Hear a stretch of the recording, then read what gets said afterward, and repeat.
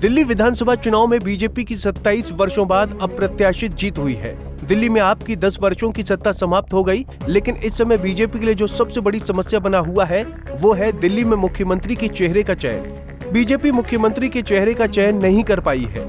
दिल्ली में बीजेपी का मुख्यमंत्री जो भी बनेगा वो ऐसा चेहरा होगा जो बीजेपी की जातिगत राजनीति को साध सके और अन्य राज्यों में होने वाले चुनाव में बीजेपी के लिए जमीन तैयार कर सके। दरअसल दिल्ली में बीजेपी पर जनता ने विश्वास जताया है, जनता ने बीजेपी को बहुमत दिया है, लेकिन ये चुनाव बीजेपी ने अपनी नीतियों के आधार पर लड़ा था। बीजेपी के पास इस चुनाव में कोई मुख्यमंत्री का चेहरा नहीं था, लेकिन बीजेपी का ये दाव काम कर गया और दिल्ली की जनता ने बीजेपी को एक तरफा बहुमत दिया।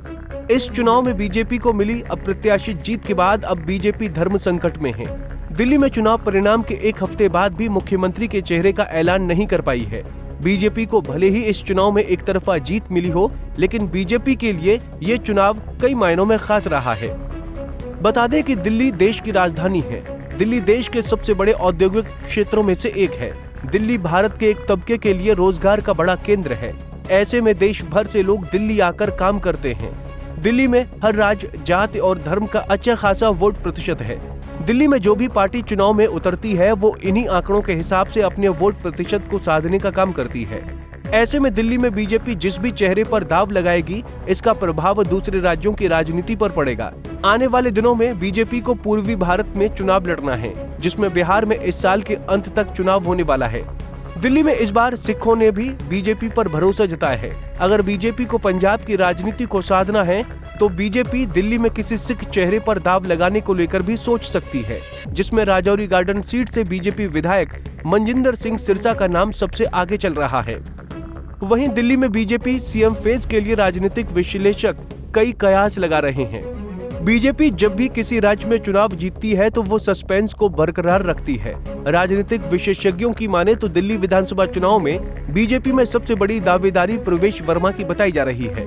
प्रवेश वर्मा ने नई दिल्ली विधानसभा सीट से पूर्व मुख्यमंत्री अरविंद केजरीवाल को चुनाव में हराया है। ऐसे में उनकी दावेदारी और भी प्रभावी हो जाती है।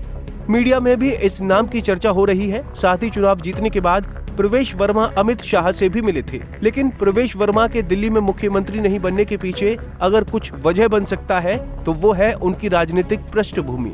प्रवेश वर्मा दिल्ली के पूर्व मुख्यमंत्री साहिब सिंह वर्मा के पुत्र हैं और बीजेपी हमेशा से वंशवाद की राजनीति के खिलाफ मुखर होकर बोलती रही है। साथ ही बीजेपी विपक्ष की राजनीति को काउंटर करने के लिए दलित पिछड़ा वोट बैंक को साधने के लिए दुष्यंत गौतम को भी चेहरा बना सकती है। बीजेपी दिल्ली की राजनीति में किसी महिला चेहरे पर भी अपना दाव खेल सकती है। इसमें रेखा गुप्ता और शिखा राय दोनों ही मुख्यमंत्री की रेस में हैं।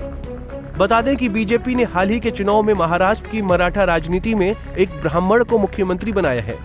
मराठा में पेशवा का दबदबा है। देवेंद्र फडणवीस पेशवा हैं, लेकिन मध्य प्रदेश में मोहन यादव को नेता बनाकर बीजेपी ने एक बड़ा दाव खेला था।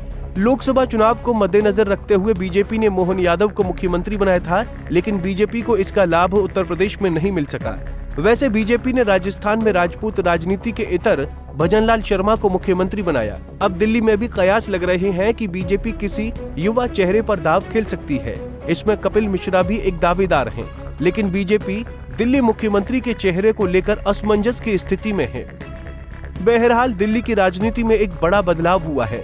करीब 10 साल बाद ऐसा समय आया है जब दिल्ली विधानसभा और केंद्र में एक ही पार्टी सत्ता में है।